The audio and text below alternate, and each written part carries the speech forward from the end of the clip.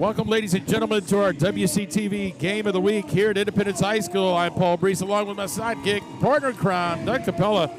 We have a good one for you. The Raptors coming down the road with a 4-1 record, taking on Independence Eagles in a big region contest. Doug, what do you got? Well, you know, we got two big games this Friday night. You pick them. You got undefeated Nolensville going against Centennial High School, and then you got 4-1 Ravenwood, only lost to, as we talked earlier, that little school out in East Tennessee called Alcoa. So Ravenwood, early test in the season, but then they've won 4 straight. Indy has played about 26 quarters of football in 5 games due to all of the overtime action that they've experienced so far. Their last one, they dropped to Centennial in overtime. Well, you talked about strength of schedule. I think Independence definitely has probably the more tested when it comes to, your extra football. So a close game maybe favors an Independence and Scott Stidham team. But Ravenwood, been there, done that, right? They're no stranger to success at 4-1. They're only lost to Alcoa Power in East Tennessee. Even though at 3A, we talked about it earlier, they're probably a really, really good 6A team That's right. if they chose to. That's right. So truly a test here for both squads to kind of see what exactly their ambitions will be towards the end of the season. Ravenwood not really tested. I don't know if anybody really expected them to go into Alcoa and steal a victory there. And then they played a couple Metro schools, a couple Rutherford County schools, and they sit at 4-1. And like we said, Independence just playing a ton of football in a much harder schedule early on. So we'll see. They got to play it on the field tonight. So if you've joined us, we see an option type, wing T-esque type offense by Independence, and they keep your off balance. You were off balance a lot. That's right. Defense definitely has to read the keys. Coach Will Hester, not a stranger to Williamson County football, second stint here at Ravenwood. So here's a must third down right here for a conversion here for the Eagles. Well, if you caught the WCTV Game of the Week a few weeks ago, you saw Centennial and Independence square off in what was just an amazing contest. Independence ties it with about 8 seconds left to go in the game, and then Centennial does come back and win it in overtime after an interception on Indy's first drive, and then Centennial goes ahead and punches it in. But just a great contest. They took Page 3 overtimes before losing to Page. Defeating Page in overtime, and then they took Franklin to overtime. So, again, beating a dead horse here, but they've played an awful lot of football early on, and they do get the first down there, 1st and 10. So I'm sure Indy's going to try to shorten this game and run the clock, and there is puts the ball on the ground, recovers with about a half a yard gain, so lucky bounce there for the Eagles. And I guess that's the risk reward when it comes to the option. Well, and that pitch wasn't even close. Quarterback took a hit. The pitch landed in front of the ball carrier on the ground. So Indy just lucky to get out of that one with possession. So the quarterback for the Independence Eagles, Luke McNeely, we've seen him. He can do it up with his legs, and occasionally does have a pretty strong arm. I think accuracy is coming to question every once in a while, but can hit the big play occasionally. We saw that a couple times this season already. So out of the shotgun, they bring motion, and here we go. He's wide open. Cues it up. We just talked about the big play. Hits number 30, Luke McNeely, for a big gain. And that was Braxton Alexander. Yeah. Luke McNeely, 2, Braxton Alexander. And the sophomore just probably released off that tight end spot. And the linebacker, right, sometimes goes to sleep when they start keying in on that option. And they snuck him back there, and Alexander with a nice catch. And I'm sure if the pass would have been on the run right there, he probably could have maybe taken it to the house. There's the workhorse for the Independence Eagles. I think that's Clay. Check that Clay Davis, number 11 right there. He's done some big things we've seen so far on WCTV. Number 11. One thing you'll probably see Independence go to at some point is their inside trap play. They ran it a bunch against Centennial, and it worked repeatedly. I really don't know why they got away from it in that game. Ravenwood is a little bit bigger and more stout up front, and so we may or may not see it, but that was bread and butter just a few weeks ago. So 2nd and 9 here. McNeely, empty backfield. McNeely is a mobile quarterback. There's a jet motion there. Comes in, has room on the outside, cuts it up. Cannot split the defenders, but does get a first down.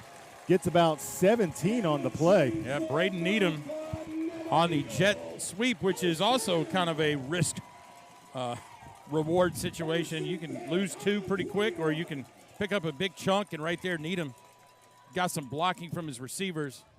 Well, and credit to the Indy play calling thus far. If they scripted these first bit of plays, because they are keeping this Ravenwood defense guessing. Option there, that time no good. Read well by the Ravenwood defense. McNeely there is going to get hit for about a loss of 1. Yeah, Landon Gullett, number 3 right there on the nice read off that option right there. You know, Doug, I couldn't tell, but it seems sometimes like the running back's kind of getting in front of McNeely right there. It's hard to pitch to him if he's in front of you. Yeah, well, you know, and it's funny, though, sometimes the officials would call an incomplete pass on that. Right. So maybe that is the thought process of kind of playing ahead of him right there. It is a crowded announcing booth up here tonight. We are shoulder to shoulder. So now you're going to see why there's not a whole lot of room up the middle for this Indy defense. You're talking about attacking the strength of that Raptor defense. Led by number 0, Jacob Thompson, the senior, 6'3", 306 listed on the roster. A svelte 306. And you know what? When you get to choose your number as a D-line and they give you 0, you mean business. That's right. And you can see from up here, he is a big fella. And so I'm going to guess they're not going to try to soften up the inside of that Raptor defensive line. At least I wouldn't. 3 wide for the Eagles here. Single back set. McNeely rolls left. Has room. He's going to take it on his own. Good open field tackle there. Tried to widen it out and met the athletic number 24.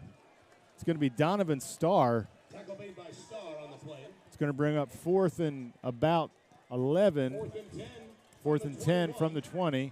Well, it looked like a screen was being set up because a lot of pressure came up front. They kind of chipped the D-line, but they covered it well with the linebackers. It was not going to be had. So from the left hash is going to be Independence to try the 38-yard field goal. Kick is up. It's got distance. No good. Wide right. Yeah, so all for nothing, right? That's kind of disheartening. The Eagles mounted a great offensive series of first here. Couldn't get anything on the point, but do come up with a quote-unquote moral victory, that knowing that, hey, we moved the ball pretty successfully. We kept them off balance. That's right. So now here come the Raptors offense, which is not short on size up front. No, and had to replace, all-region quarterback Chris Parson. So just to give you an idea, up front, you got 71 Kyle Larkin, 6'4", 290, and 77 Cooper Midget, aptly named, at 6'4", 260. Well, speaking of a small guy that can do it all, Carter Pace right there, 26, 5'8", 185. He is a known running back from around the county, and he is the guy that keep your eye on if you're a Raptor fan looking for somebody to punch it in the end zone. I don't know that Ravenwood is going to be as surprising as Independence. I think they're going to stick to what they do well, spread it out, let their athletes run up and down the field, and just like that, you have a little swing pass right there. First down to number 8. That's going to be Ben Hubbard. So the quarterback is Femi Babaloa, the sophomore, 6'1", 188. From up here, looks like a pretty good-sized athlete. And, you see Coach Hester going with the sophomore. He's thinking, man, if I can right the ship here, got 2 more years. So 26 already. That's going to be Carter Pace, a familiar name from last year also. Carter Pace, strong runner, and he is going to be their workhorse this evening. as the Raptors are going to drive. And you can't go wrong with a last name like Balboa. That's what we're going to go with tonight, Coach. Yeah, absolutely. 2nd and 7. So you want to see, are the Raptors just lulling this Indy defense away with a big play? They've run it up the middle and hit the perimeter. You're going to see do they set them up for a bigger play. And here we go. Back to pass goes Balboa, throwing deep. Oh. Maybe just a little bit of offensive pass interference there. But just like that, he takes the deep shot about 25 yards downfield and not even close. Jude Scott on the defense right there. And I was about to say, I felt like we were going to see the first attempt for Balboa down the field, see kind of his arm strength, his accuracy. I like the way Coach Chester, his first original pass was just kind of a swing pass, kind of get him loose.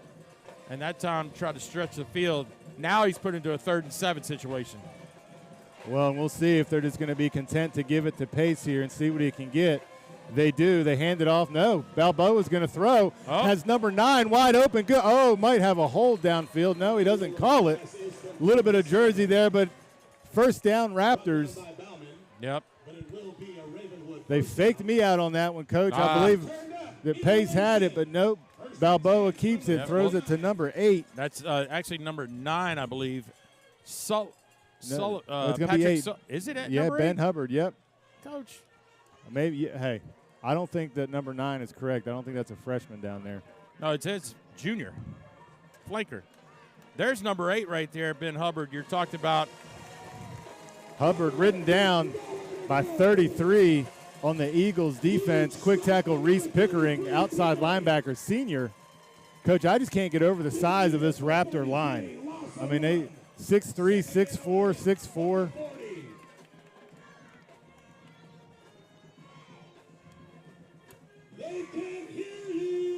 So Balboa out of the shotgun, single back set. It's got 3 wide. This is gonna be a handoff to Carter Pace. He's gonna get about 3. I will say Indy up front's holding their own against a much larger offensive line. You'd think they could make some hay here with the size of that front, but 2 and 3 yards so far up the middle.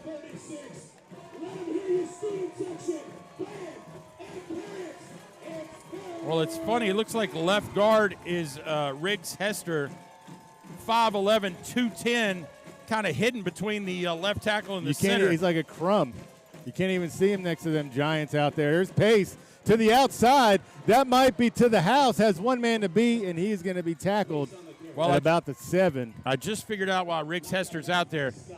He came around that, and he pulled that time, and he just sealed that outside for Carter Pace, which sprung him. That's right. He's more apt to be on a double wing offense at that size than this. But you're right. If you can pull and get out to the outside, that is a valuable asset on a play like that. Balboa takes the snap, hands it off to Pace, who's going to get about 3. And, Coach, I can't believe they're at the 5 already because it feels like they've gotten 2 and 3 yards of play. Yeah. 2 chunk plays, and here we are at the 5-yard line. Well, we're almost the end of the first quarter, so don't blink. Both teams content to run the ball. Balboa to pitch out to Pace. Pace tries to get the outside. Indy closes the door. No thank you. Definitely a straight up, hey, we're going to give it to Carter Pace. Are you going to be able to stop him? The Eagles defense answers the call right there with 2 minutes remaining in the first quarter. Now we got a big 3rd and 5. So maybe Balboa does something with his legs to kind of string the play out a little bit and see if he can get something. I see we got our reach is extending all the way to Knoxville, Coach, as we got some fans out watching the game of the week this week. Interception by Independence. That's for you, Miss Paisley Layton. There it is out in Knoxville. Pick. Independence has the ball at about the 7-yard line. Hunter Burton, I believe. Huge, huge turn of events there. Indy just gassed on defense. A couple good stands on the 5-yard line. Well, Carter Pace right there put his hand up. He was like, I'm wide open. And then nope. So a huge hold. Both teams, right? Missed field goal by Indy. The interception at the goal, near the goal line for the Raptors, and we're scoreless here with 1:41 remaining. And so here we go. Indy takes over at their own 5. Dangerous area for the Eagles to start on offense. Uh-oh, maybe a miscommunication. Looked right like there. a busted play Yeah. as McNeely handed it off to nobody. Think their back went in the wrong way of motion. We do have a flag on the play. First one? First one. Trying to get the call here. Could be offsides as the flag was thrown. Against Ravenwood with the face mask. Face mask. That's going to be thank you very much for this Eagles offense. Now from the 5 to the 20-yard line. 15 yards. Coach, you just wonder with the much more physical Raptor offense, will this come into play in the third and fourth quarter First and 10 from the 22. on what is a cool night What? here in Spring Hill? I mean, we're talking about week 6, right? I feel like it's pretty warm. McNeely with the keeper is going to try to get to the outside. Still running. Good pursuit there. It's going to be late hit? Nope. So what looked like a gain of 2 initially was a gain of about 7. McNeely, and I was going to mention this earlier, a very mobile quarterback. Will make plays with his feet. Does line up on defense from time to time at safety. The old two-way player. Sometimes you don't want your quarterback playing both ways. Not though. not in at 6A. safety. And not at 6A football. You're like, sometimes it has to happen, though. There's the motion. McNeely's going to roll out to his left. Yeah. That looked like nobody's open. I'm going to throw it into the ground. And He would be correct. Yeah, smart play. Don't force it right there, and live another day for the Eagles. 3rd and 4. Yeah, I mean, even if we're going to play field position battles here, I mean, already just to get it out to around the 30, if they don't, they're going to push Ravenwood back, barring any kind of blocked punt.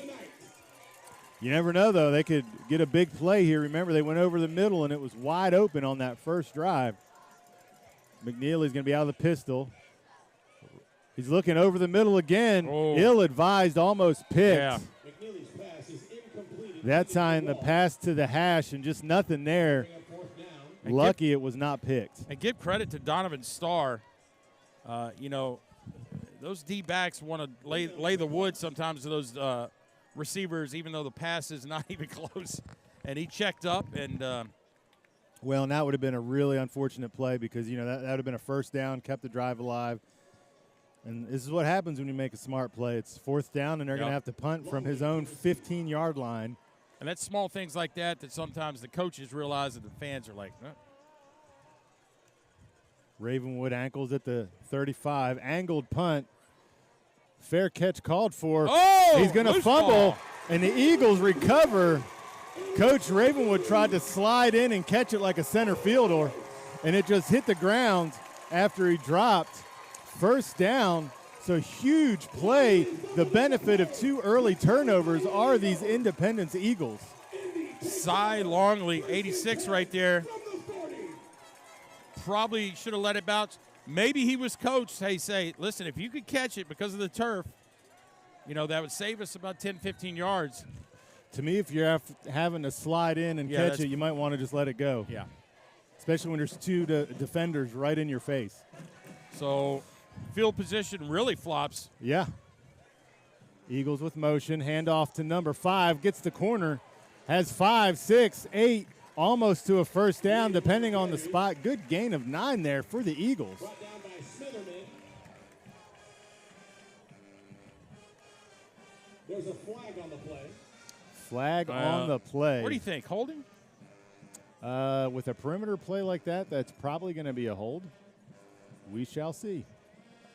The Raptors, at least number 1 for the Raptors, Jaden Smitherman is all up in the Indy huddle, so I'm guessing he thinks it's against the Eagles. The official call. Uh-oh. Dead ball. Personal foul against Independence. Oh, We just talked about being smart. Yeah. Here you go. They have a 9-yard gain and then a personal foul that's going to knock them back 15. And now it's not a first down. It's now 2nd down. So really a boneheaded play there because it was after the play, like you'd mentioned. So it's going to be second and about 16. First and long from the 46. Correction, second and long. So the Eagles, not a big play offense. So when you look at second and 16, that's kind of a big thing. McNeely out of the pistol, man in motion. He's going to try to attack the perimeter again, has some blocking. Oh. That's going to be a horse collar or not. No flag on the play. The official right there. You know, sometimes that jersey is one thing, but inside the shoulder pads is another That's right. thing. And It's hard to see up here, but it looked like he had that, and then it went from shoulder pad to jersey on the tackle. slowed him down with the shoulder pad. Then had it been Patrick Mahomes, it would have been a 15-yarder. Hey, how about this, Doug? We were done with the first quarter, record time. Your score here at Independence High School for our WCTV Game of the Week, 0-0. Paul Breece, Doug Capella here on a warm Week 6. Yeah, we both wore pullovers. And, I don't know. Might have been a bad call. Yeah, it's okay. You know, interesting fact, the last time I was here, you'd think we were playing innings because it was 2-2 at the end of the first. WCTV first. That might be a State of Tennessee State first. of Tennessee. That's right.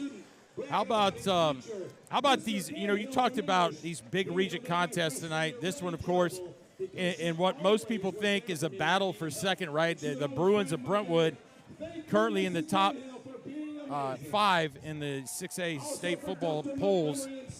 This is a battle of second. I think there's a three-way race with Brentwood, Ravenwood, Independence. So this one definitely would have the upper hand, right? Now you go across the way.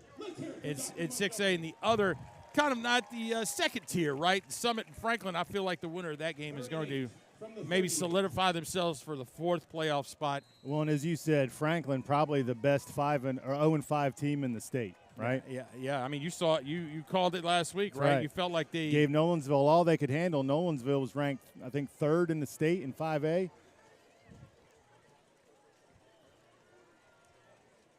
So here we go, back on offense. 3rd and about 7, a long 7. McNeely's going to look deep. Whoops. Yeah, no flag. I think it was going to be catchable. Well, and he's looking for a flag at the 20, and the ball bounced in the end zone. Yeah, that's right. So I don't – he had no chance to catch it. That's right. So here we go.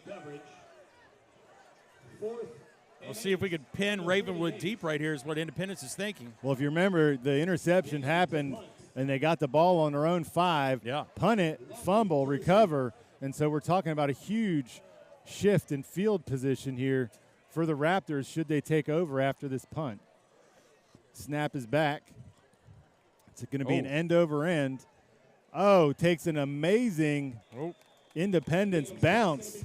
That's about as close as the coffin corner as you can get for a high school punter. Downs it at about the 9. Paul Breece checking the local scoreboard here for us, see what we got in other regional action. I would imagine we may have the fastest moving football game up to this point with all of the run plays. Here we go. We talked about end of the first quarter, Summit High School 6, Franklin 0. Turn it up tonight. Let your defense hear you. We called a Summit game against CHS, and that was just not a good matchup. Centennial was cruised to an easy 42-0 victory in that one. So here we go, Raptors, 2-back set, swings it out to number 8. 8's got some room on his feet. He's going to have a first down. That's going to be Ben Hubbard on about an 11-yard pass out of the backfield. So Balboa gets 11 yards but throws a 2-yard pass backwards. Not sure what the chain gang's doing over there. Got it all tangled up. Well, the announcer said short of the first. Balboa hands off to Pace. Pace makes a juke. You just feel, and it may just be me, you just feel that Ravenwood's about to break a big play. Yeah, and it seems like they're in control. Even if the turnover, they're not rattled. Yeah, they're not rattled at all. Rattled. And that's a sign of a veteran football team. Hand off to Pace again. Again, credit to that Indy front because them linebackers are just attacking gaps and they're getting hits in the backfield. That was a gain, a fall forward of 2 yards, but good play by the Eagle defense there. How about Still Katina, the safety coming up for run support right there. Katina and a long line of Katinas. Uh-oh. You're going to have a false start probably here on number 9. You had a defender jump and a tight end jump. They're going to give it a false start to Ravenwood. Again, that's on 3rd and 2.5.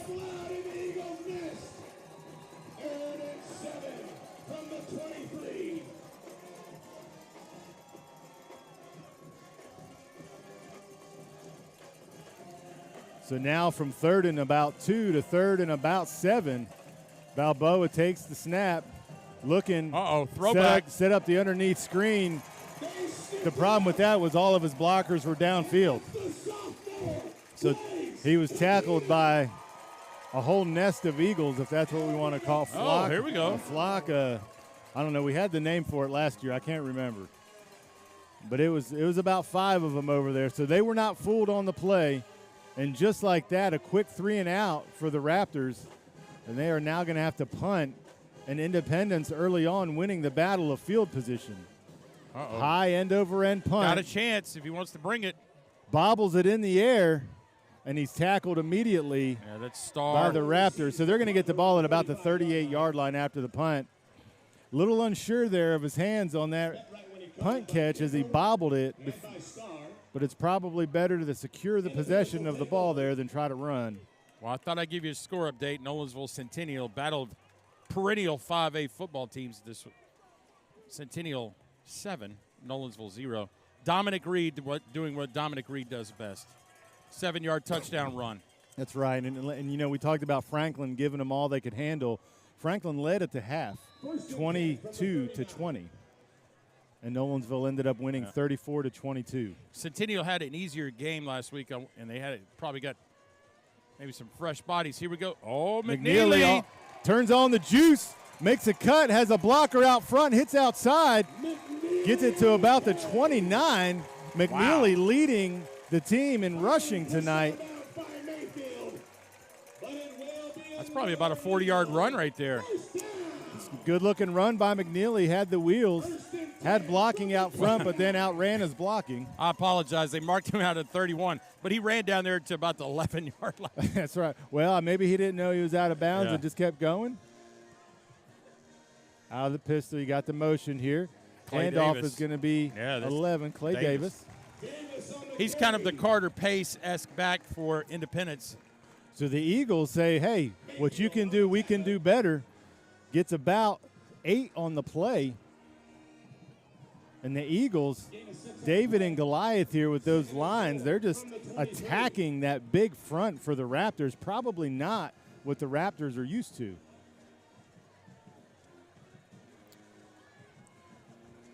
Well, they need to get positive yards right here so they don't have to shoot themselves in the foot with a 3rd and long. I was wondering if they might take a shot here. Oh, my. Ill-advised Shoot pitch. themselves in the foot. They just fumbled it. They shot their entire team's feet on that play. Fumble on the play. I believe Raptors are going to have it. No signal yet. No, it's Ravenwood's ball. Ravenwood ball. Yeah. And the crazy thing is, in my opinion, is, keep it simple, right? You're down here. You see the pitch. He gets tangled up, and he tries to force it. When you wonder, could that have been an incomplete pass because he laterals it forward? But anyway, it's Raptor ball. And, I'm thinking there, it's 2nd and 4. Maybe they take a shot here because then it's 3rd and 4, right? That's within the range of their offense, but instead they go with the option. And we called it early. That's about the 3rd pitch that's been off the mark already midway through the 2nd quarter. And we got a false start on 86. Young man's had a tough night already.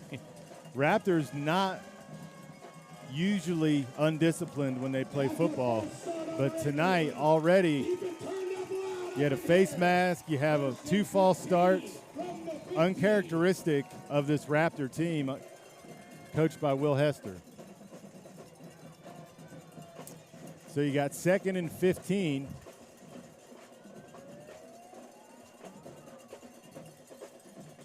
Should be 1st and 15, actually.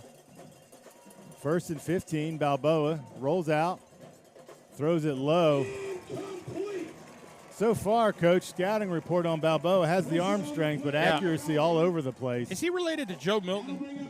Well, he's throwing the same kind of passes.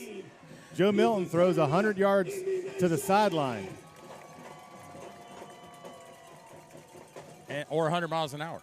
Both. I think the receivers have a tough time Catching it. Yeah. Maybe have some broken fingers during practice. I don't know. Well, and so just like that, it is 2nd and 15. You know, you're still waiting for the big play up by this Raptor offense, and so far, nowhere to be found.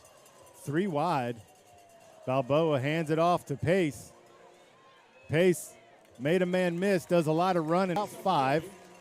Brings it into at least maybe a manageable 3rd and 10. And that's a great tackle by Ryan Holloway in the open field to catch a Pace. Very shifty. You will notice Pace does a lot of dodge back and forth, but they've been able to bottle him up, and he has not been able to get past that second level of this Eagle defense. So big opportunity here for the Eagles, forcing a 3rd and long passing situation here on the 20-yard line. Balboa takes a snap, scans, goes deep. Good coverage there by number 17 of the Eagles, Eli Bauman, on the coverage. The Raptors may have wanted some pass interference there, a little jockeying, but nothing I would have said worthy of a flag. And so 4th and 10 for the Raptors, and Coach, 0-0 still. Listen, we may go 15 rounds tonight. Overtime again. If it's Indy, we're going overtime. A little bit of confusion there on the punt formation for the Raptors. I think we're going to get a timeout. We're going to get a timeout because if the up back is telling the person where to go, there's probably some confusion there, and you do not want to have a blocked punt here for sure. So 4th and 9. And here we are. Paul Breece, Doug Capella, the WCTV Game of the Week. If you love defense, turnovers, and penalties, you have tuned in to the right game as Ravenwood and Indy are locked at 0-0. Well, sounds like another hard-hitting game. 7-0 Centennial at the end of the first quarter.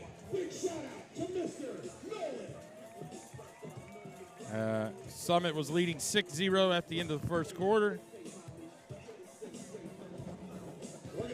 So,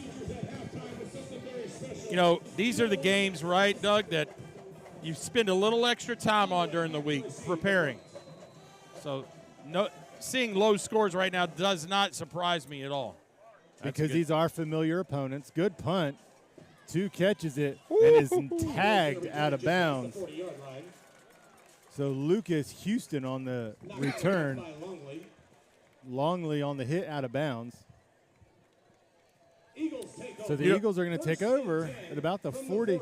You know, we're talking about field position, though. If you're saying who's the winner right now with field position, it's got to be Independence. I mean, they have had some really good starting points on their drives.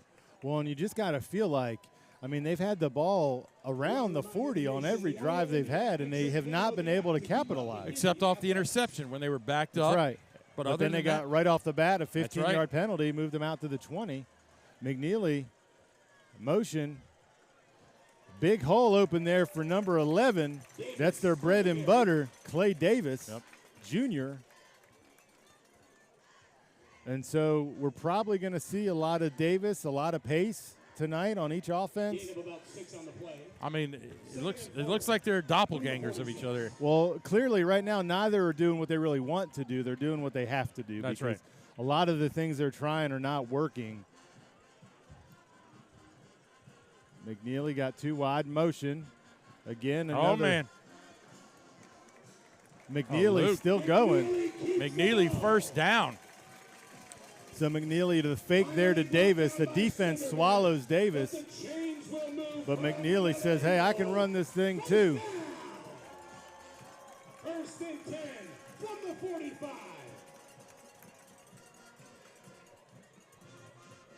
So the Eagles, I'm curious to see where the yardage is at this point in the game. You got to think the Eagles have outgained Ravenwood probably by a 2-1 margin. drove the ball down a couple times, just nothing to show. It's going to be a keep and pitch. McNeely to the speedster, number 5. That's going to be Braden Needham, senior. Coach, that pitch and option play looked pretty darn good right there. They caught him with the counter of motion right there to where the fullback went in and everybody collapsed on the first fake, which gave Neely and Needham in kind of an open area to pitch, and we're not really pressured right there. So, you know, it's interesting. Years ago when I was on the sidelines as a football coach, we played the powerhouse Red Boiling Springs. And they had come out, and every play was in an entirely different offensive set, from the wishbone to the spread, and they did nothing well. And so here the Eagles have opened up into pistol, the spread. You know, they've done read out. They've done a lot of different things, but it's actually, aside from the missed pitches, doing pretty well. So there's McNeely on the keeper. Oh, up top, had one man to beat, gets it down to about the 7. So far, the hometown crowd and the Eagles. You know, you're talking about how Ravenwood has the big guys up front. Independence O-line starting to get a little momentum right here. Well, and if you're going to the scorecard in a 12-round match, you got to score the first 2 rounds to the Eagles so far. So 2 wide up top. You got to think this is going to be a run, and it is. McNeely keeps it, hit by 2 defenders, gets about 3 or 4 to the 5-yard line. So you're going to have 2nd and goal from, waiting for the spot of the ball, for up. 2nd and goal from the 3. Gain of about 4 on the play. 2nd and goal from the 4.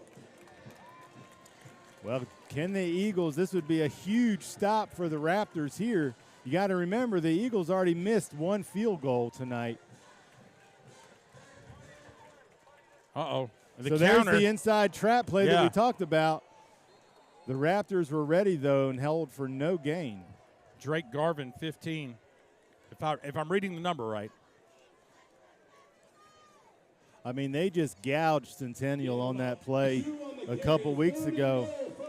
So it's time for bully ball right here between the tackles. That's right. You got 3rd and goal from about the 3. So when you look at the splits on that Eagles line, you couldn't slip a nickel between those ankles. And so they're just hip to hip. And that generally means it's pound town. They're just going to try to bash the ball down your throat. So you have a timeout here. 4:22 left in the second quarter. 0-0. And your WCTV game of the week.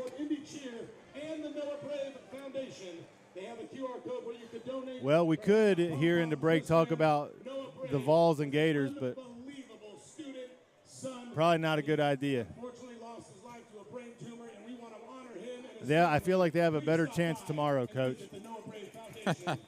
with the visiting University of Texas San Antonio coming to town. UTSA, you got to be careful. Hey, you never know. So here we go. Is this four down territory? Yeah, I think so. So, and I mentioned earlier the splits between the linemen. That's how far my ankle is from your ankle. And, Coach, they are lined up airtight in there. And the handoff pitch, number 5, he's in the end zone. That's going to be Needham on the touchdown. No need to go into 2-down territory. The question's answered there, Coach. Indy strikes first, 6-0. Ravenwood stunned. Defense hands on the hip, pointing fingers. Whose fault was that?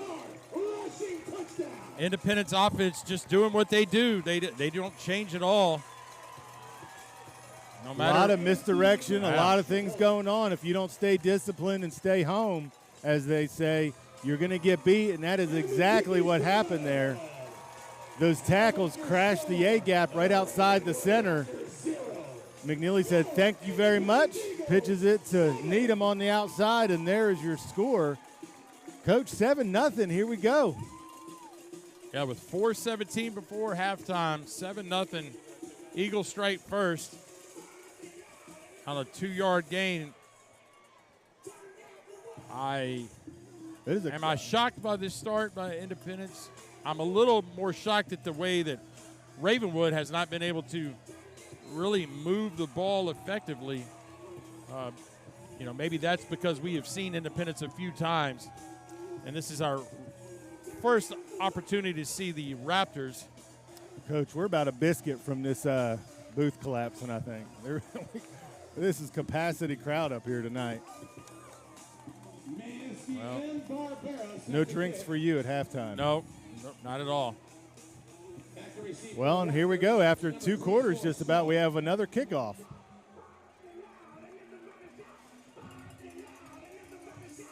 So if you told the Indy coaching staff, hey, midway through the second, you're going to be up by a touchdown, I think they would have taken that 10 out of 10 times. Uh-oh. There's a pooch kick. 13 fields it for the Raptors. Tries to make something out of it. They're going to get the ball at the 40. Again, we talked about this in our previous broadcast about the double kicker situation on the kickoff, trying to outsmart and outdo the kick return. I'm not sure that you just line up and kick it in the end zone. Instead of having the ball at the 41, you'd have it at the 20. So Coach Scott Stidham right there. But he's not your typical offense. Well, hey, let's shake it up on special teams, too. I think we've seen 37 different plays tonight. They've gone far into the playbook against this Raptor defense. We'll see if Balboa can respond back. Takes the snap, outside blitz pressure, and he needs to thank that official for that false start because 33 was about to tattoo him, as we would say, in the back. The Raptors just unsettled so far here at the visiting Eagles nest. 3rd false start on the offense. This is where your seniors just have to say in the huddle, look, calm down, we got this, if they huddled. So now 1st and 15 for Balboa. Out of the shotgun. Middle screen. Middle screen set up a little bit better there. And that's Carter Pace, and that's a great open field tackle by Holloway, number 2. That's right, because Carter Pace is stout. Hard to bring down with an arm tackle, but he got him down after a gain of about. If you watch him run toward the sideline, he's a little gimpy right there off that tackle. Right, 37 checks in. Who is that? That's going to be Davis Downland, sophomore running back, rather. So 2nd and 6, gain of 9 on the previous play. Balboa looking, scanning the field, deep over the middle. Behind and to the back of number 8. What I recognize from Balboa right now, it looks like a lot of short arm passes where he's just not following through. It's kind of unsure, doesn't like to throw it in traffic. You can tell that he's kind of uncomfortable trying to thread the needle per se. So Balboa, you may want to try to get him some easy completions, right? And that Carter Pace middle screen was a good start. So let's see if they can keep that up. Well, you got 4 wide, single back set for the Raptor offense. Balboa takes a snap, looking down the middle again, this time on a dime to number 8, only where the receiver could get it. Well, he must have heard me. He was like, hey, let's let this one loose. He said, this is for you, Coach Breece. Watch this. Connects it. Almost looked like the identical play. This time 8 again was open. He was more open that time than he was the last time. Yep. So we're at about the 3-minute mark here until halftime as the Raptors desperately trying to get some points here before halftime. Here we go, 4 wide, single back set. No runs on this drive yet. Pace. Fumble on the play. Eagles are going to recover. Uncharacteristic. Balboa drops it on the turf. Now here's the coach's answer, right? On a turnover, do you go big time shot deep? Reese Pickering, the outside linebacker, 33 for the Eagles, he's all over the field tonight. And we mentioned his name earlier. He's created a lot of havoc off the edge. I mean, if you see the football, 33 is not far behind it. So the Eagles, again, on their average starting field position of about the 45-yard line. Take a deep shot here, Coach. Oh, here it comes. Here it is. And he's wide open. Trickeration down the middle. That is going to be a pass interference play right there. You can't throw your hands up on that one. He tackled him before the ball got there. That was going to be a big play. You know, he said he was wide open, but I saw the safety drifting. And I'm like, well, here we go. This might be covered. It's going to be close, yeah. Well, it took forever for number 11. Was that Clay Davis that tried to throw that? Pass interference against Ravenwood. But that's the motto of Coaching Handbook 101. Off a turnover, take a deep shot. Got to take something. You got to do something. And it was a good-looking play. Credit to the safety for staying home on that, because if he's not there, that's a touchdown. Yeah, and you know what? 15 yards, that's okay. It's not a 7. It's not 7 points. That's so there right. you go. McNeely has the motion, keeps it on the option pitch. See? Number 5 there again, who scored the touchdown. That's going to be Braden Needham. They're going to need him for the rest of the game. To see the action with Clay Davis rolling in motion and then taking that fake up the middle between the tackles, drawing all that attention, giving McNeely and Needham the time for the pitch is just. Well, and they're picking their poison tonight because they really have this Raptor defense guessing where is the ball going. On their heels. Yes, on their heels, having no idea where it's at. And that's the whole design behind this offense is where are we going? I mean, he's in 5 wide right now. Motion man, and there it is, the handoff to 30. He's going to try to get the perimeter, and I didn't think he was going to get it on that one. Well, good for Alexander just to hang on to the ball because he really got brought down pretty well. hard. And, you know, they just simply strung that too wide because the perimeter was sealed off all the way at the end. Yeah, the inside cornerback, they just weren't going to be able to get it. And so just like that, it's 2nd and 10, which is contrary to what I just said. They keep them guessing. But they've kept the Raptors defense on their heels. I mean, who knows what they're going to do with the ball right here. Back in the pistol.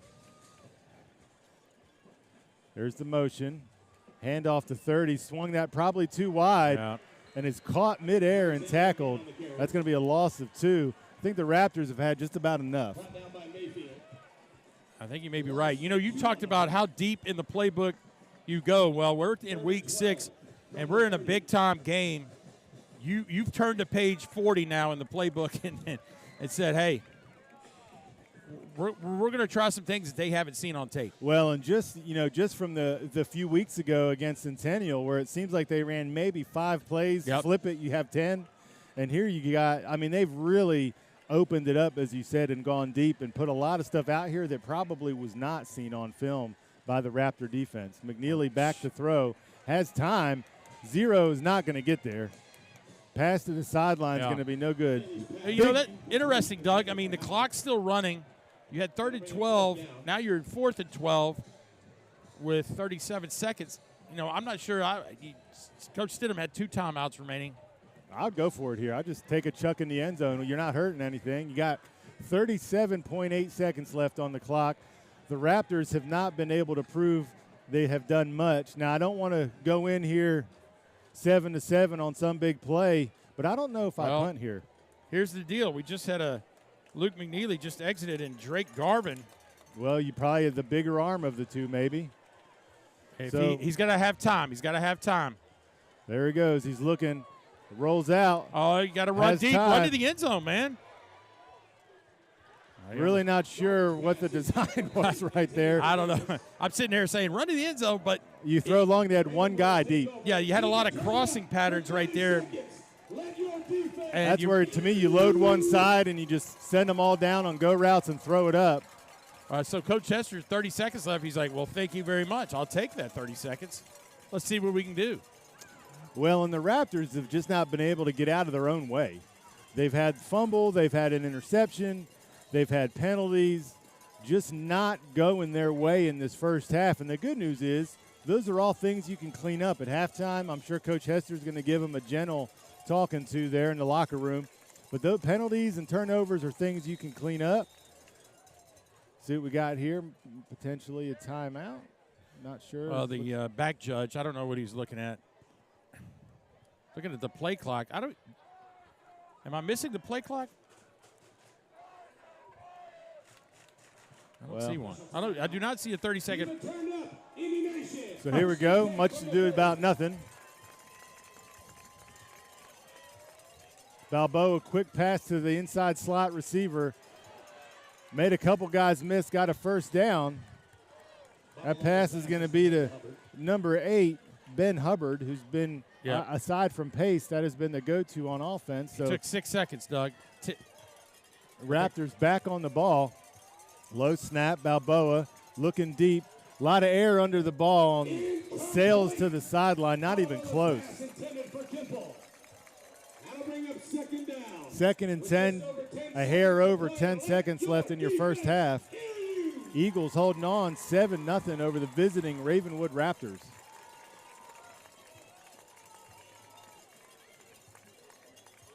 We don't have stats up here. Not sure of Balboa's completion percentage, but I'm going to assume it's sub 50. Balboa rolls it out, hands it to Pace. Counter inside. He's going to get about 9. 4.5 seconds left. I think Hester was just trying to get it and chuck it range. Yeah, now here's what we do know is Balboa does have the arm strength, I think, to get it down the field. The question is, will someone like Pickering, who's come off the edge. Right. I mean, your kid's got to run 50 yards downfield at least. And you got to give him enough time to get 50 yards downfield. You're talking, he's probably going to have 4 to 5 seconds of protection before well, you got to think of it it this way, right? 40-yard dash is a 4.5 NFL, pretty good. High school, 4.9. You got to go 10 more yards, maybe 5.2, 5.3. Right. You're needing to throw this ball at about 4.5 seconds to get it down the field. And so I don't know that he is going to be able to. Yeah. Interesting that I thought I saw Luke McNeely back there in the last play playing safety. They pulled him off and said, we got this one. Well, and it looks like this is the old, we're going to maybe rush 3 and send 8 back.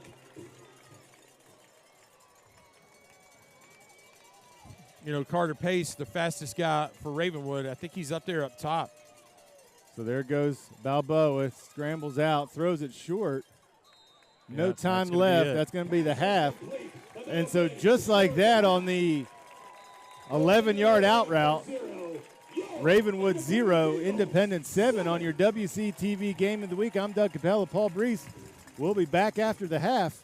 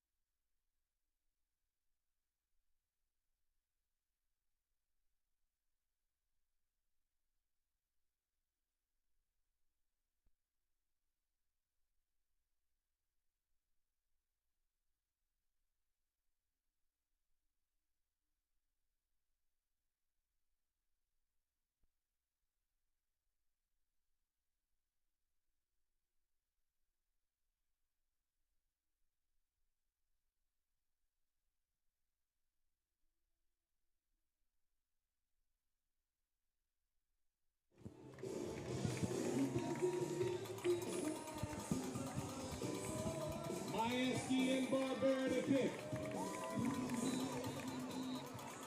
Star to receive.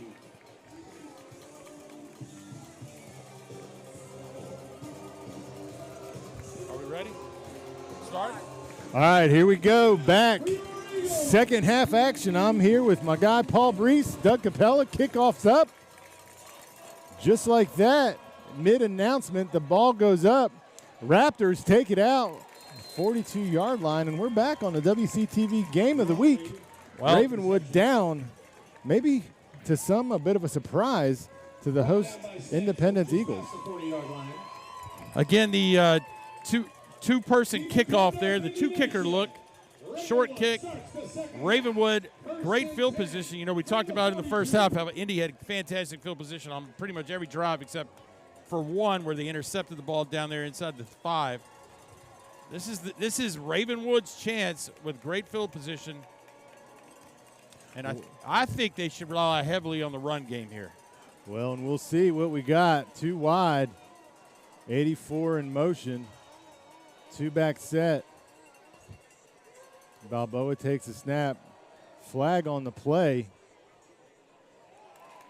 Looks probably going to be either illegal procedure or an offsides, just depending. Ravenwood had a man in motion. Not sure if the other guy was set. You can't snap the ball with 2 folks in motion. But we'll see what we got. Well, they let the play go, so it'll be interesting to see if it's on the defense. They're waving it off. Waved off the flag, which means it may have been on the offense, but offense must have gotten set. And so here we go. Excitement at halftime, Coach. Teacher, 7-day all-expenses-paid trip to a destination of her choice. Good job on the Eagles on that. Uh-oh. Balboa looking, makes something out of nothing, has some room. Oh, almost stripped. Almost gave it up right there. He was holding it like the old loaf of bread saying there on his side. The Eagle defender came up, almost punched it loose. Coach, Balboa looked good there running the football. Well, he made something out of nothing. Eli Ballman right there on the tackle. And a crucial 3rd and 1. 3rd and short here for the Raptors. Handoff to Pace has not been in the game. That's going to be 37 who picks up the first.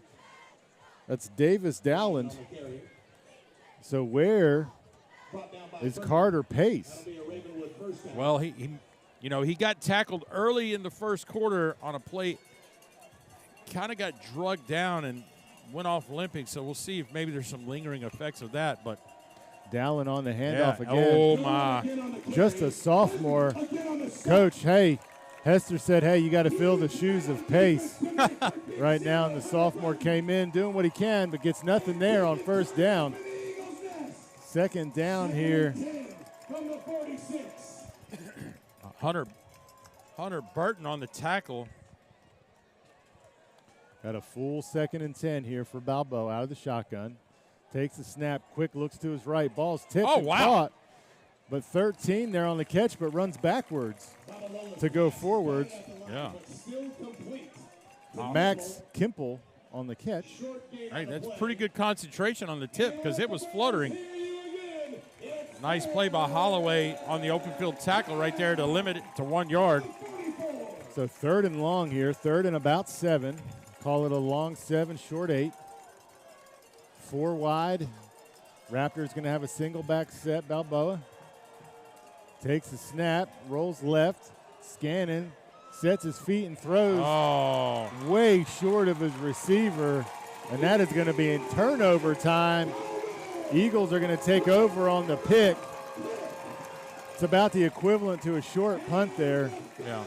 But, Coach, that's just underthrown, poor mechanics, just a bad throw. That's the old right-handed quarterback rolling to the left, having to throw back, and just looked like he just kind of flinged it up there. Well, had no chance. He stopped and set his feet to throw, but 1, he threw it into double coverage, and 2, he threw it about 4 yards short, and it floated, and just easy pick for Indy. Again, 3rd turnover now for this Eagles defense, winning the turnover ratio. Let's see now if they can capitalize. Coming out, man in motion for McNeely. McNeely hands it up middle. It's going to be a gain of about 3. It's got to be Clay Davis. Anybody up the middle. It's going to be number 11, the workhorse. Brought down by Hampton. Gain of 4 on the play. 2nd and 6 from the 29. So you got to wonder if Pace is out for the game, what that does to the Raptor offense, a big part of their offense there. It definitely changes it up. You got to simplify it probably a little bit. Pace, the senior, has been through the wars. Oh. Option play out here to Needham. Needham scored the lone touchdown for the Eagles. Going to be about a yard short. And so you mentioned the similarities before, Clay Davis and Carter Pace, and that's where, Mom, I want Carter Pace, and you're like, no, we have Clay Davis at home. They're almost identical of one another. Short, stocky running backs that run hard and are running between the tackles. 3 wide. There's the handoff again. Up the middle, breaks the tackle. Davis. And there goes Davis. Woo-hoo. Gets to the 3rd level there with the safety, makes the tackle. Clay Davis rips off a huge chunk play right up the middle. Just got done comparing him to Carter Pace. And he rips off a huge chunk there up the middle. Carter Davis said, say my name. That's right. Clay Davis. Bingo. He said, keep my name in your mouth. And we're going to talk about him probably a little bit more. Probably a little more. There we go with the motion to Needham again. Wow, that's a good play there by 95. Yeah, that's fantastic. On the Raptor defense, that's going to be Sam Rohan. Don't mess with the Rohan there on that tackle. I did get your reference right there. I don't know if everybody else will. But you got to go deep into the Adams. Yeah, absolutely. That's, again, the jet sweep right home, strikeout home run type situation. That's right. You're either going to get hit for a 2-yard loss or a 30-yard gain usually on that. Not super successful attacking the perimeter tonight of the Raptors. They've hit a few times, but they've been hit for a loss more often than not. And the subject of a couple poor pitches by McNeely. Oh, man. McNeely on kind of a weird-looking play there. Oh, nice. Stays on his feet, goes for a quick somersault there, and loses a shoestring tackle there on the play. Austin Mayfield. Loss of about 4 on the play. 3rd and long. With the shoestring tackle. 3rd and 15, for the Eagles. So what started out with a good-looking drive now has them backed up to 3rd and 15 on the Raptor 45. So see what they're going to do here. So Clay Davis, huge chunk gain, negated by these 2 loss of yards plays back to back. And so we'll see if they attack the center of the field here. They've done it a couple times. McNeely back, scanning the field, looking deep. No. It's going to be way overthrown. Good coverage there. That was one of those plays McNeely's like, I'm a little uncomfortable with this. I got plenty of time. It's kind of like a 5-step drop, and he's sitting there in the pocket. He's like, ugh. That's right. I'm usually the guy that's kind of moving out of the pocket, making things happen with my feet. So plenty of arm strength, but about 11 yards overthrown, and the coverage was really good on the safety there. So the Raptors have 2 deep here to field this punt. They're probably looking to make something happen. You better hope this punt's to the right, and it is, because they had no protection on the left side. Oh. And that is going to go into the end zone just barely. And so the Eagles will take over on the 20-yard line. So, the Raptors will take over on the 20-yard line.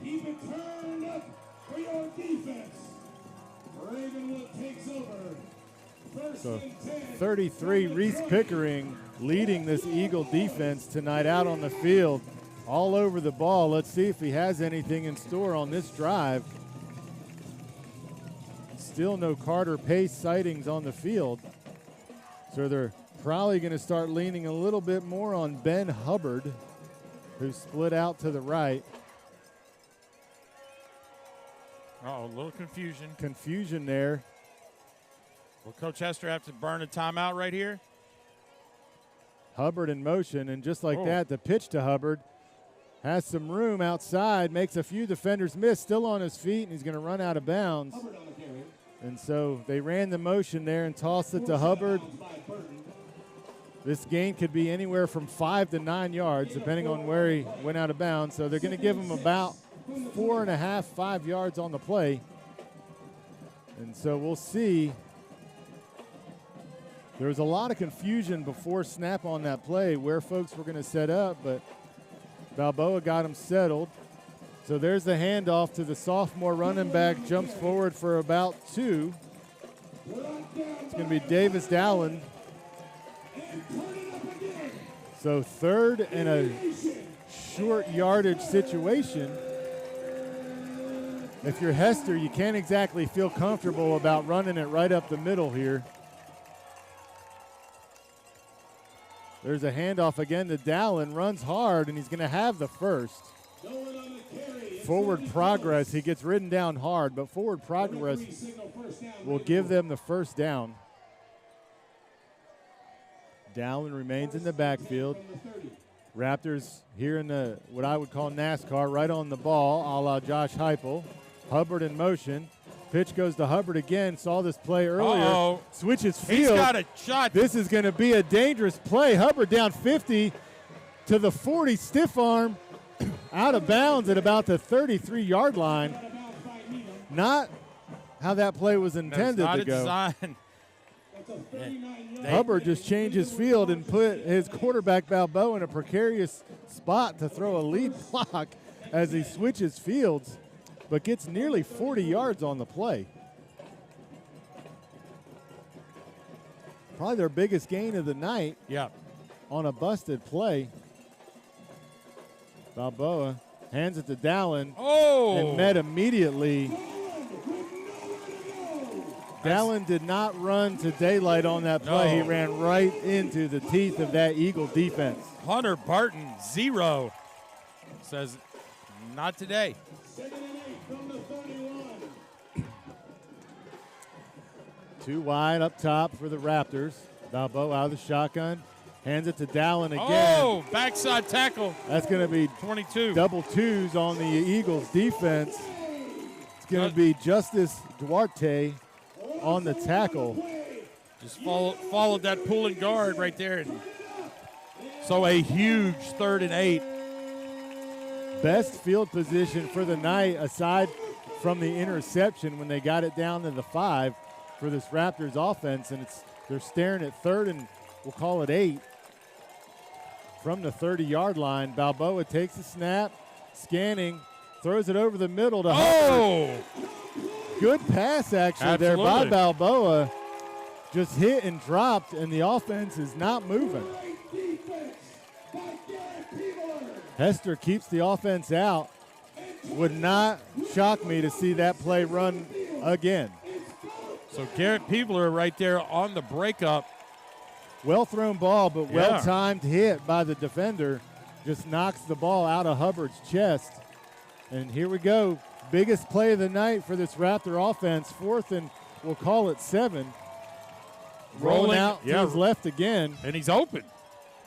Hubbard, their best offensive option there on that play, wide open on the sideline. Simple pass and catch.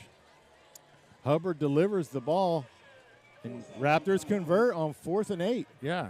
Keep it turned up for your defense. Raptors not slowing down here. On the ball, waiting for the call on the sideline from Coach Hester. There, Balboa's in the shotgun. Dowland single back. Balboa takes a snap, hands it to Dowland. A little bit more room in the middle than last time. Gets about 4 on the play. Best drive of the night for the Raptors here, I think. Huge play courtesy of Ben Hubbard when he switched field and ran back.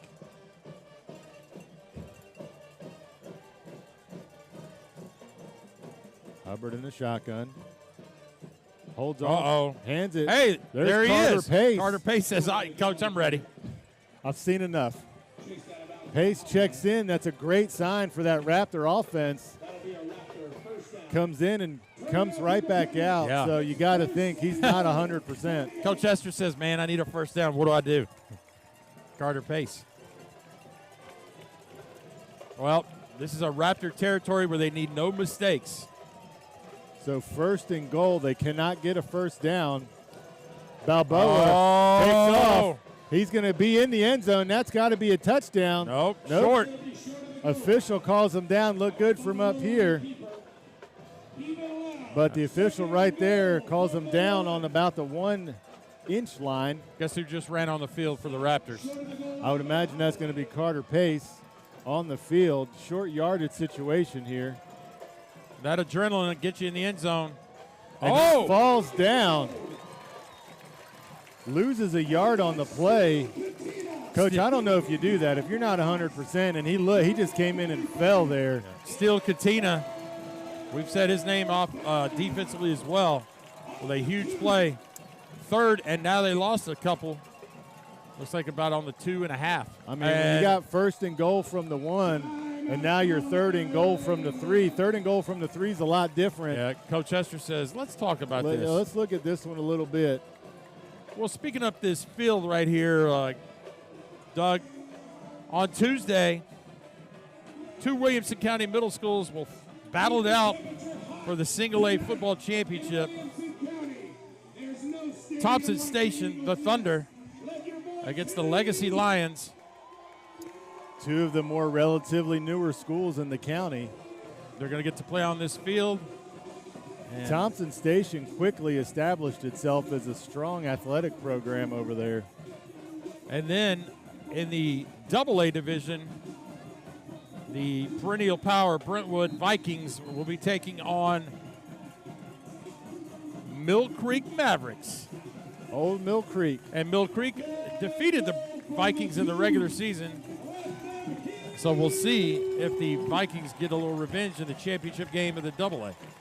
So you got to think this is 4-down territory for the Raptors here. Third and short. Balboa's going to scramble out. He falls down and fumbles out of bounds.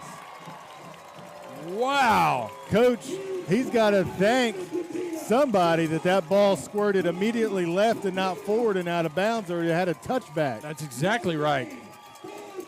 4th down. I believe he had the edge right here.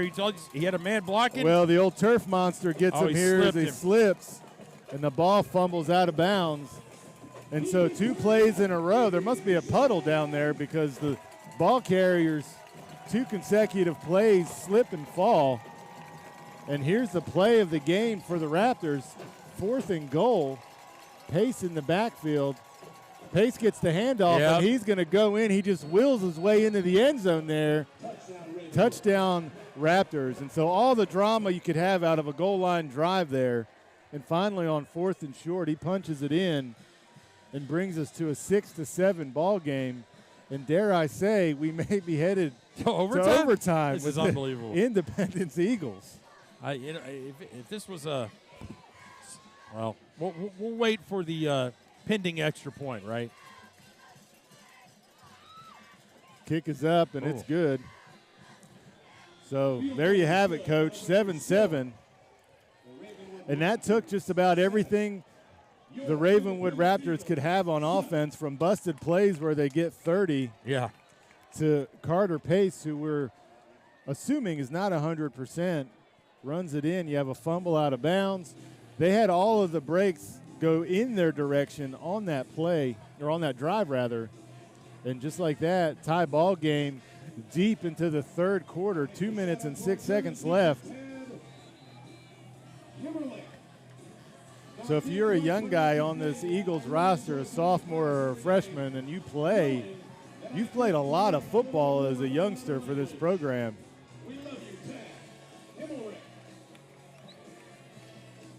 Well, we'll see what happens. It's taken 2 3/4 of a quarter for each team to score 1 touchdown. Ravenwood does not go with the 2-kicker look here. Imagine they're just going to kick this deep. And they do. Squibbler, that might go out of bounds. Yeah. Not a good play there no. for Ravenwood. That's going to bring the ball up to, I believe, the 40-yard line. 30. 35. It's been a while since we've seen a Williamson County kicker kick it out of bounds. Well, you either get it at the 35 or the spot where it goes out, I believe. If it's past the 35, I can't remember. 35. There we go. Yep, there we go. They It's spotted official. at the 35, which all in all is probably most teams would take that as far as a defensive viewpoint, the ball on the 35. You see all kinds of things on high school special teams. So the Eagle offense has yet to take the field. Ravenwood's defense, like their offense, is already on the ball. I don't see a play clock anywhere. Yeah, that's what I've been looking for all game, and I cannot find it. Well, and we were here one night, and they were getting called for delay of game constantly, and so I guess something's changed here. In any regard, 3 wide for the Eagles, single back set. Needham in motion. Back in motion the other way. There's your old counter play. And the Raptors not going for it. Minimal gain of maybe 1.5 on the play. Ball on the carry. So you're looking at 2nd and 8. Brought down by Neither team panicking right here. I mean, both are used to this type of football game. Yeah, and I think it actually probably favors Independence right now. That's right. No reason to get away from what you've done all game. No desperation mode. There's the pitch out to Needham. Good blocking on the perimeter. It's going to be close to a first. He's going to be about 2 yards short. So we're going to have a 3rd down here. Big play for both sides there. The Raptors really wanting to stop. And the Eagles really probably trying to squeeze this clock as much as they can. We have a Raptor down, so we will check the scoreboard. Scores from around the nation. A lot of good inter-division or inter-county games going on tonight. Well, Summit still leads Franklin 6-0 into the 3rd quarter. So not much changed out there and that. Down the road. Down the road, that's right. Trying to find some other scores from around the Ladies and gentlemen, conference. Can we give it up for number 1, Jaden Smitherman? He's had an unbelievable game tonight on defense. And he's up in one. Well, Nolensville has cut it 14-7. Centennial still leads. So there you go. Nolo on the board, 7-14. Indy on offense, 3rd and 2. Franklin score just baffles me. From the 43. Not sure how they're being shut out, but hey, like you'd mentioned earlier, anytime teams play within the same county, that's always going to be tighter than you would think. So here you go.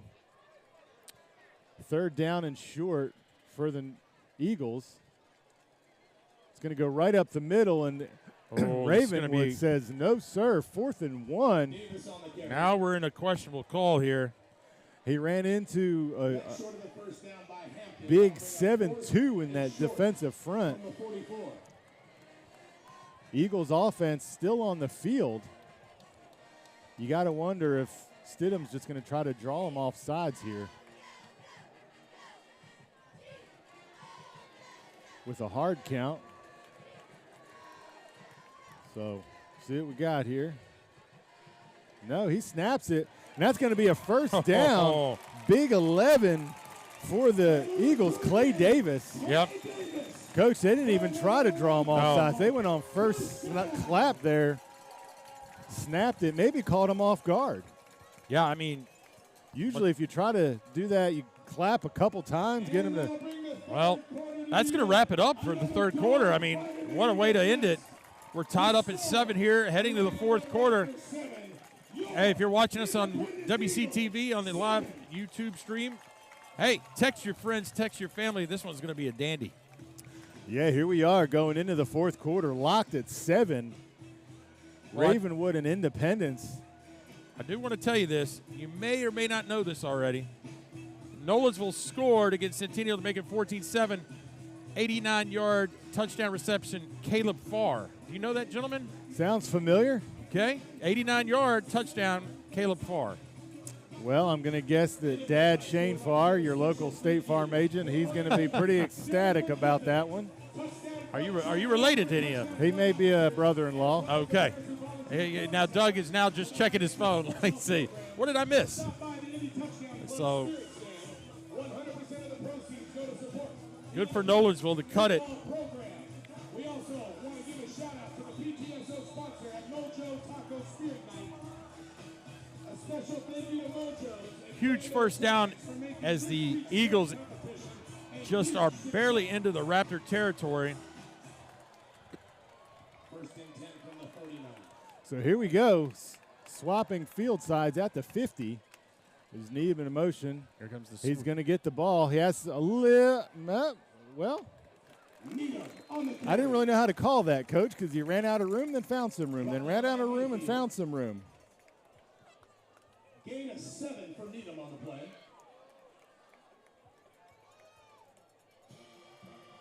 Second and 3 from the 43.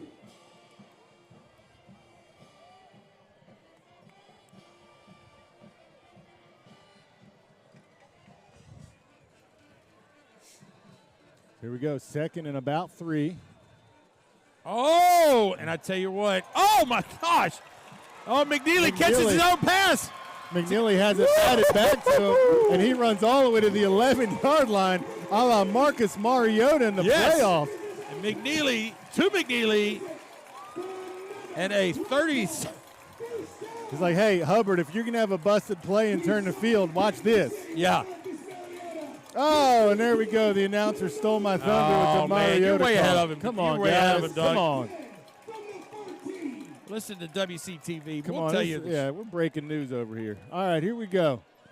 2 wide. Lots of excitement. A little electricity, if we may, in the crowd tonight as the Eagles driving down the field. Clay Davis. That time he ran into my friend Zero. Yeah. That's Jacob Thompson. Yeah, he has his own zip code down there. He's a big fella, but low in number, 0. So here we go, second and about, we'll call it 8. In field goal range here, Coach. Yep. Now you got to remember, right? Independence missed one missed already. about a 35, call it a 40-yarder. There's Little the inside. trickeration. There's the counter. Had one man to beat. Gets tackled at about the 10, gain of about 3. Coach, I think if he beats that man on the perimeter, he might be warming up his end zone dance. I love that play call right there. Calvin Wall. Well, when you saw it open, you saw the counter come, I was like, this might be something right here. But then he just gets grabbed by the last man on the end there. Now the question is right here, Coach Stidham, you know you're in field goal range. You see it on the right hash right here, and if you have you got to figure out what's comfortable for your kicker. You may want to run this play toward the middle of the hashes just to keep it safe. And now Coach Stidham is going to call timeout to kind of think about it. He heard you. Again, we're just ahead of the we're way ahead of the action. If you'd want to plug us right into the headset down there, we'll let you know what to do. We may actually be plugged in. So tell you what, it must be teacher night here at Independence High School because I mean they've given away a free trip. 7 days, all expenses. This is huge. I mean, if you're Doug or myself's PTO president listening in, maybe. Hey, there, do we a broadcaster a la 504 coordinator appreciation? Well, you can never underappreciate a PE teacher, Coach. No, not at all. Not at all. Usually, you ask adults, they rarely enjoyed middle school PE back in the day, but hopefully we try to do a good job, keep things entertained, and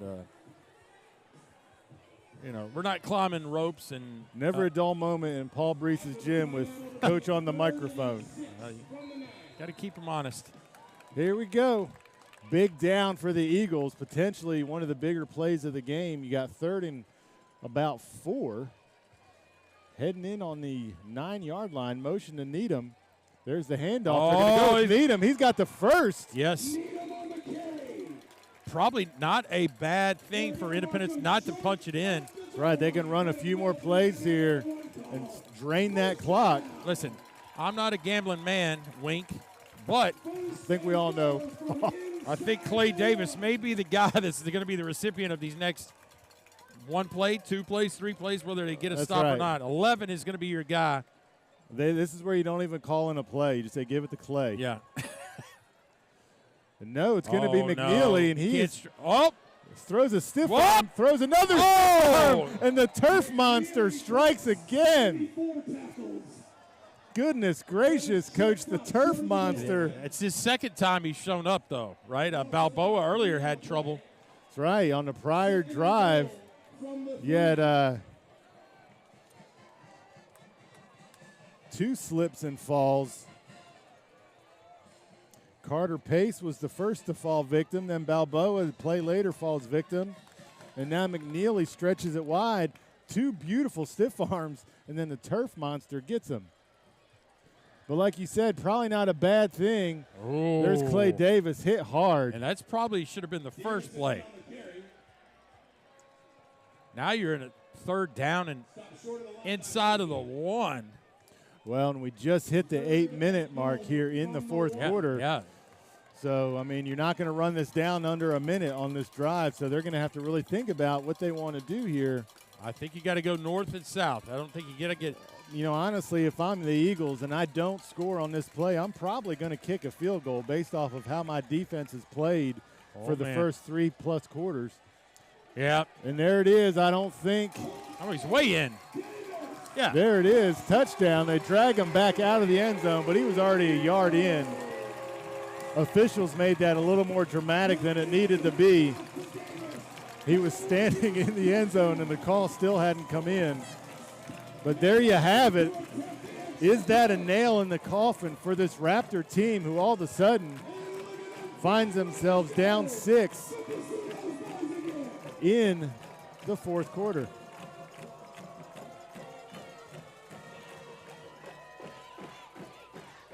Oh, yes. So kick is up and good. That extends our lead. The home host Eagles 14. The stunned Raptors sideline 7. And, Coach, I don't know when's the last time the Raptors have been held to 7 points. They put 14 on Maryville, or Alcoa, excuse me. And so right now the Eagles are saying, well, our defense is probably a little bit better than Alcoa.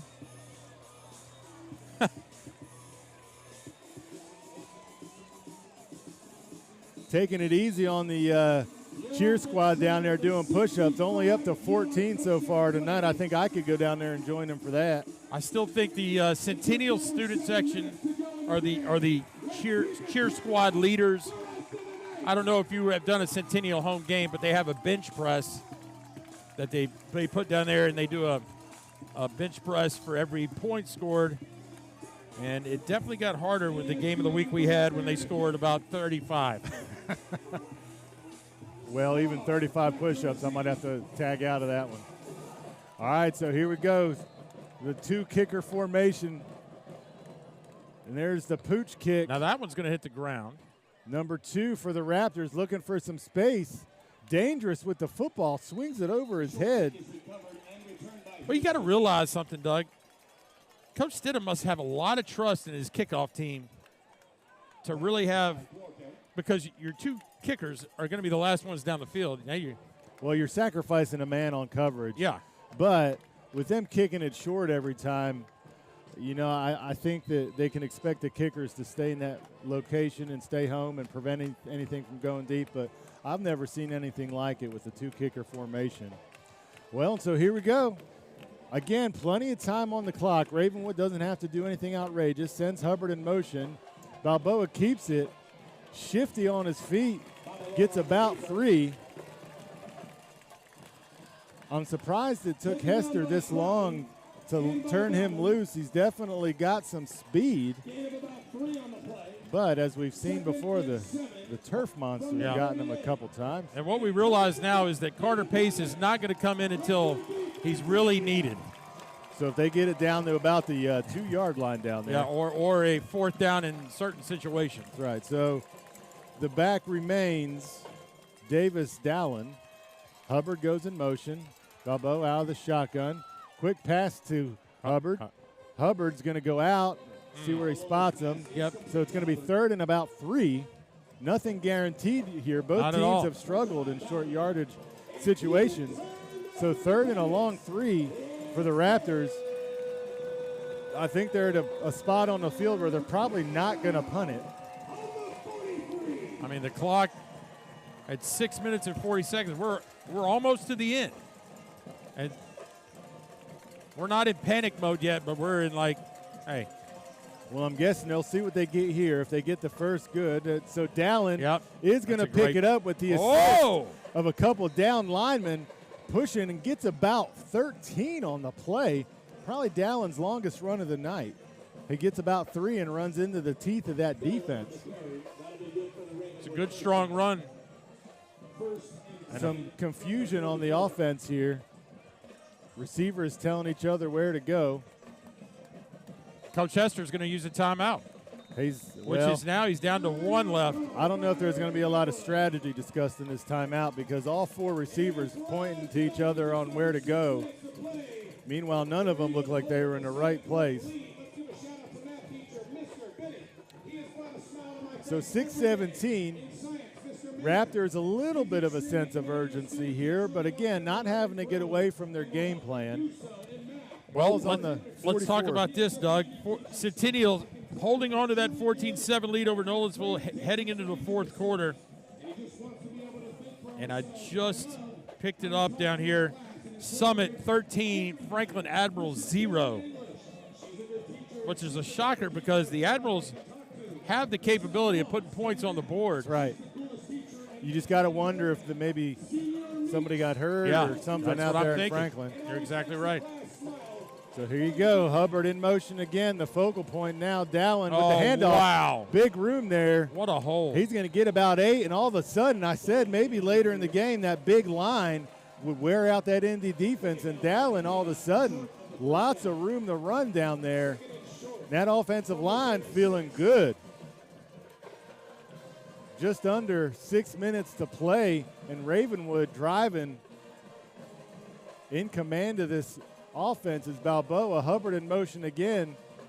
Looks like a busted play there. Yep. And Balboa is going to be taken down for a loss. Went to fake it off to Dallin. Dallin ran, and that something didn't happen as it should have on that play. Something definitely did not happen. And that's a sign of a young quarterback, right? He's only a sophomore. Reed Maxson, the junior linebacker right there on the stop. Well, to his credit, sometimes that can go from bad to worse. And right there, he just ate it and took the sack.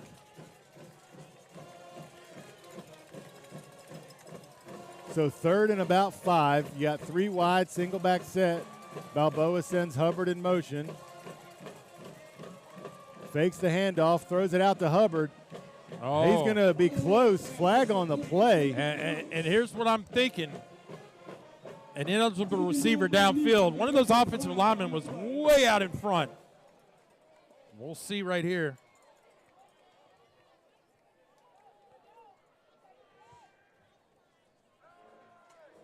An eligible receiver downfield, yep.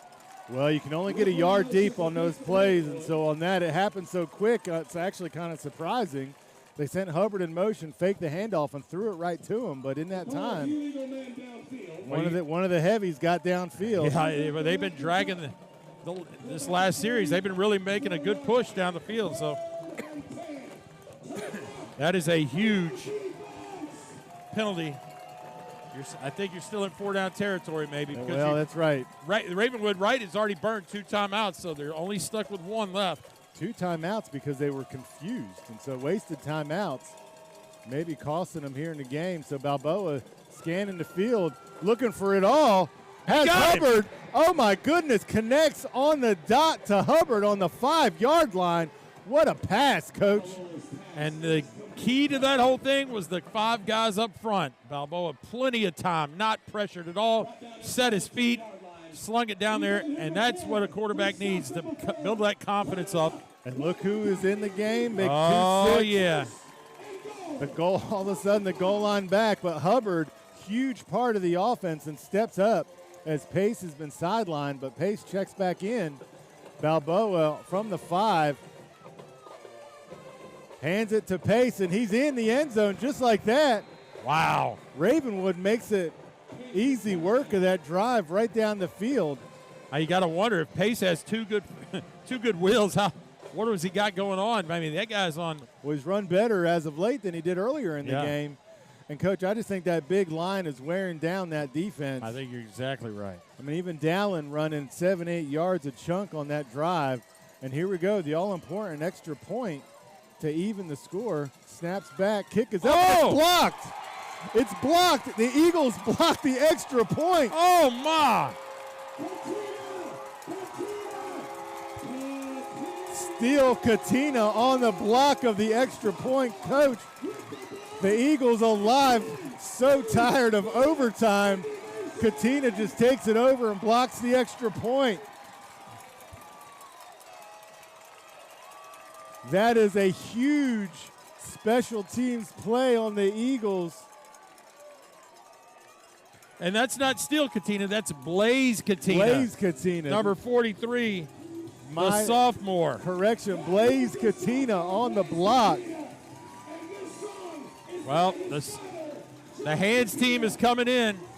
Well, you got about 4 minutes, so I wonder, do they need to kick it on sides here? Kick it way out there. But there's a big open gap. Ravenwood only has one timeout, so you got to wonder. Can they get a chip shot? I mean, if they chip it right over the second line right here. They could be in business. They just race down there and get it. If I'm number one, I'm not Look moving back. I'm moving up. No, exactly. These kickers are advanced, even in high school. Well, he kicks it deep. One calls for a fair catch at the 5-yard line. He did call for the fair catch. Kind of confusing there. He called for the fair catch, which to me at the 5 was kind of interesting. Well, there's the safety protocol. You can They'll call spot for the a fair ball. catch, and it's spotted at the 25. Now, in high school, But they didn't award it to him. they did not award it And to they're him. spotting the ball at the 12-yard line. He's like, whoops. I mean, he clearly called for the fair catch. And so no such luck. Well, say the gentleman in striped shirts. yeah, I know. Prime opportunity for Independence. The way their offense is built, the way they've run the ball. Clay Davis, 11. Well, McNeely. and if I'm Stidham, I'm staying away from the option right here. Well, McNeely put it on the ground a few times early, and so I'm just handing the ball off. And there goes Needham to the perimeter. Does all he can, gets about a yard on the play maybe. I mean, you went with that jet sweep. Now you've lost yardage. But we got to – oh, man. Got a player down for Indy, slow. but he's getting up. That's Needham. He may need him an ice pack for that leg. No gain on the play. So here we are, second down and about 10.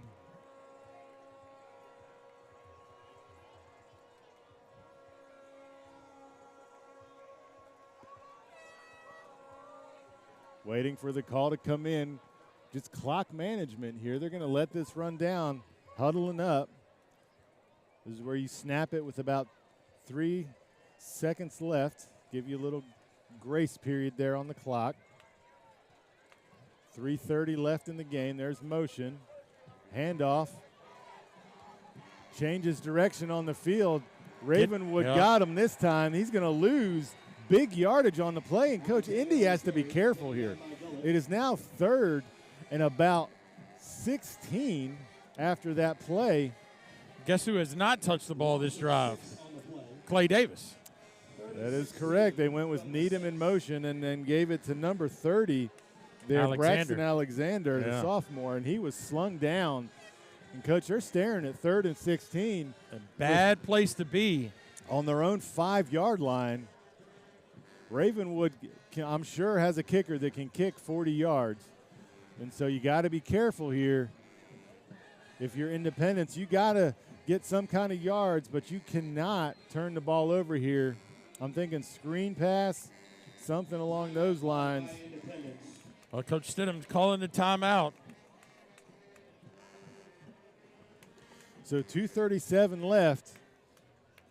Plenty of time for that Raptor offense to get something going should they get the ball back. And this Eagle offense, Coach, is not really meant to pick up 3rd and 16.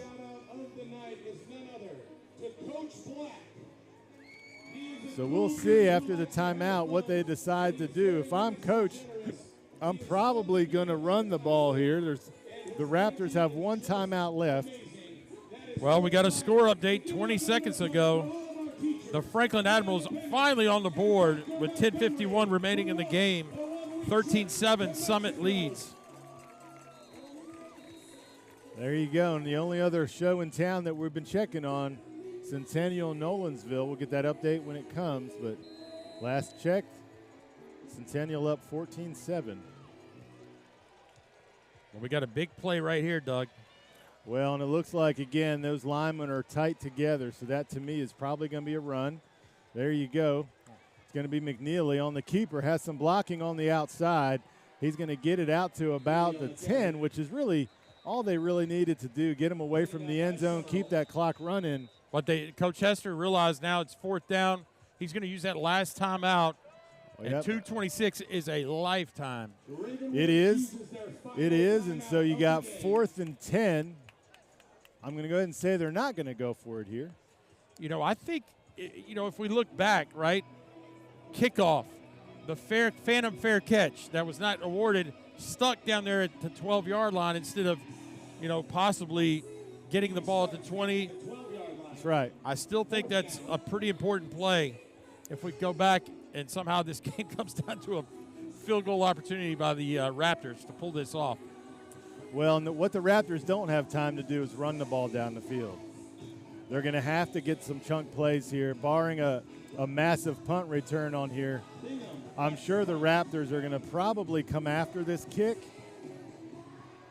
So the Eagles will be punting from inside their end zone.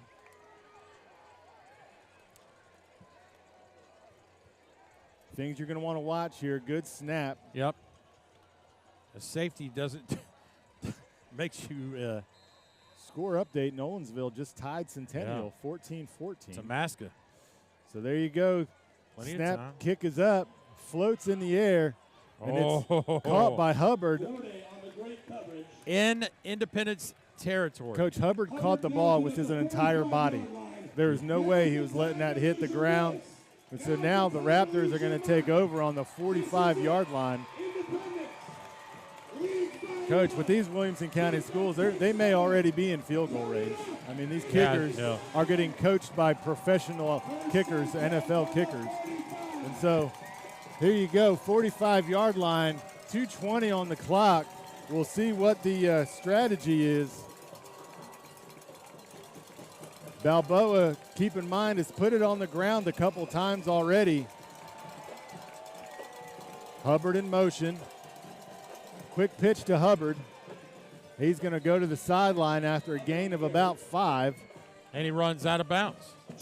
Stops the clock. So they took a whole 6 seconds to run that play. You know, got to give credit to Max Kemple over there, number 13 for the Raptors, the receiver. Did a pretty good job blocking to get the Raptors, positive yardage around that jet sweep. So 2:14 officially on the clock. Balboa takes the snap. Quick pass inside to Hubbard, and he's going to be tackled right after he catches it for about a gain of a yard. That's not a good call there, as the clock is going to continue to run. And, Coach, it's 3rd and 6. Well, Coach Hester, I think he realizes there's 2 minutes left. They practice this all the time.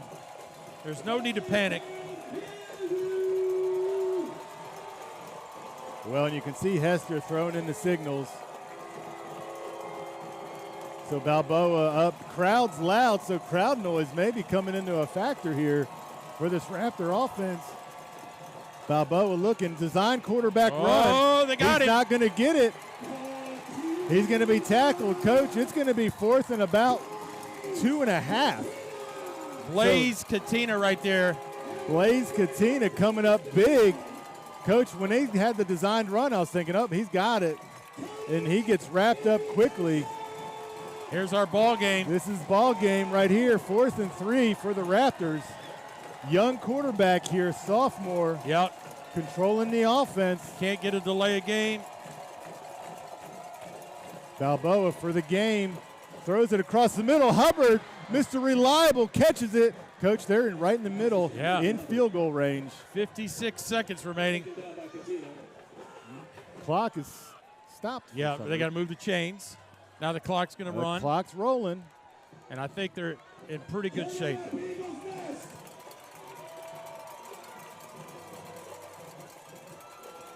The handoff to Dallin. Oh, he's Dallin still going. On his feet. Coach, this is not good for Independence. He's down at about the 4 or 5 yard line. Does Independence let him score? Independence only has 1 timeout left. If I'm Hester, I'd run the clock down here as much as I can and then just clock it here with a spike. How about take a knee? How about don't run anything? And there he goes. I called it better, Coach. I said he was going to clock it here. So 25, almost 26 seconds. But you're right. You could take a knee here, let the clock run down to almost nothing, and then again clock it. And that would bring up 4th down with a chip shot field goal. But keep in mind, he got blocked the last one. An extra point, which is about where the ball is right now. That's right. So no guarantees, but Pace is in the backfield here. The handoff to Pace. He's not going to get it. It's a fumble. Oh, we got some. They're calling him down. The official's saying he's down. But the clock's running still.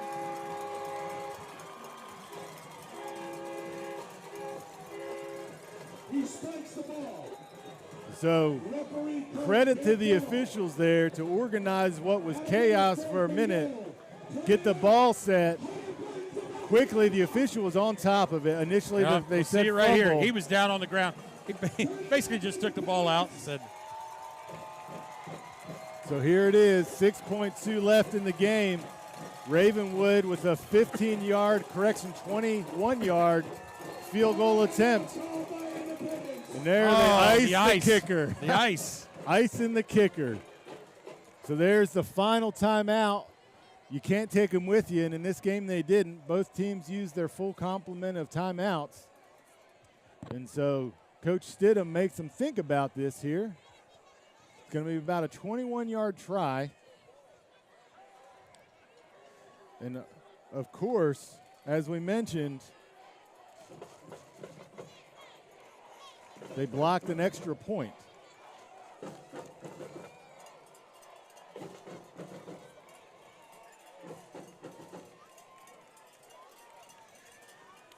So as we mentioned earlier, the latest scores we had, Franklin down 7-13 to Summit. Nolensville and Centennial going down to the wire, tied at 14.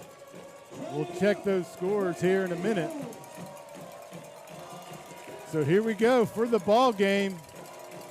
Ravenwood lines up for a 21-yard try from the 10-yard line. Straight up and down middle here. The full block will be on for these Eagles. Snap is back. Kick is up, and that's dead right in the middle. Kick is up and good. 3.8 left. That's going to be 16-14.